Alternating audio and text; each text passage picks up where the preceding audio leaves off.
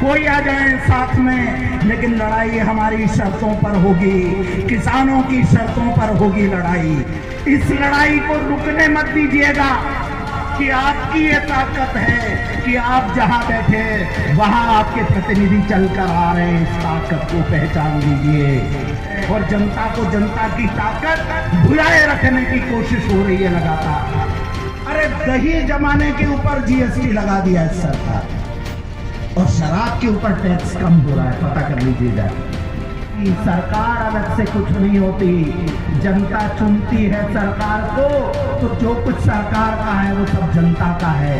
तो ये जमीन भी किसानों से ही तो ली गई होगी।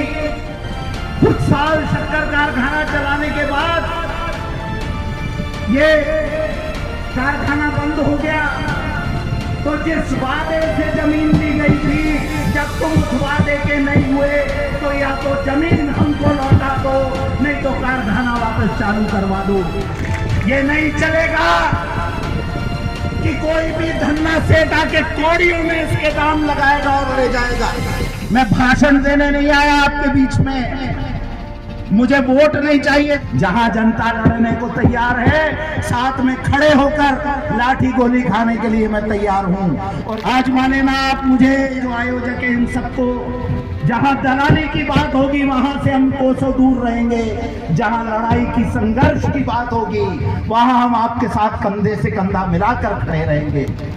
और क्यों हमारा कारखाना घाटे में जाएगा, जबकि पूरी दुनिया में भी मांग बनी हुई है और हिंदुस्तान में भी शक्कर की मांग बनी हुई है। रोज शक्कर के दाम बढ़ रहे हैं, कंट्रोल से शक्कर देना बंद कर दिए, लेकिन शक्कर कारखाना घाटे के नाम पर बंद कर दिया है। सही मैनेजमेंट नहीं होने की वजह से घाटे में गया है, इसकी सजा उनको मिलनी चाहिए। किसान और मजदूरों को क्यों मिलेगी इसकी सजा?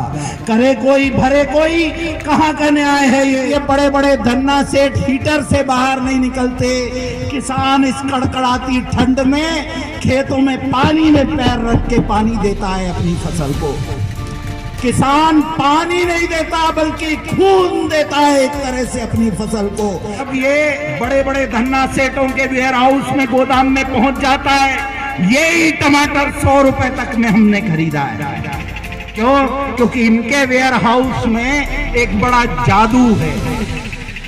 70 पैसे का टमाटर अंदर जाता है, किलो का बन के बाहर निकलता है।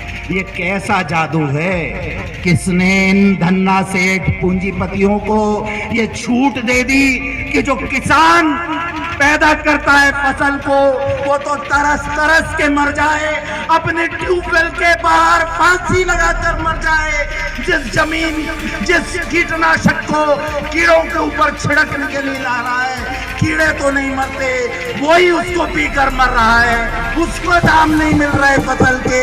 और वो धन्ना सेठ जिसे पता नहीं है कि टमाटर जमीन के ऊपर पैदा होता है कि नीचे पैदा होता है, वो उस फसल से अरबपति बन जा रहा है। दुनिया में दूसरे तीसरे नंबर का धन्ना सेठ बन जा रहा है। किसने ये छूट देकर रखी है? तो व्हाट्सएप पर दिन रात आईटी सेल वाले बैठकर गर्राते हैं कि जो पैसे वाले हैं इस देश के, वो लोग टैक्स भरते हैं। आपको मैं बता दूं, जीएसटी का आंकड़ा है कि ये जो 50% लोग जिनके पास केवल 3% संपत्ति है, 47% जीएसटी इन लोगों ने भरा है।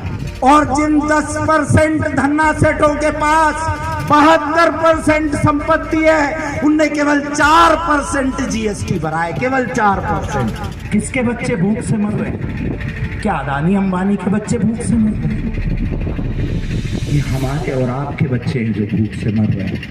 ये केवल एक कारखाना नहीं है, ये हमारे आने वाली पीढ़ियों की कम से कम इंसान की तरह जिंदगी जीने की गारंटी है।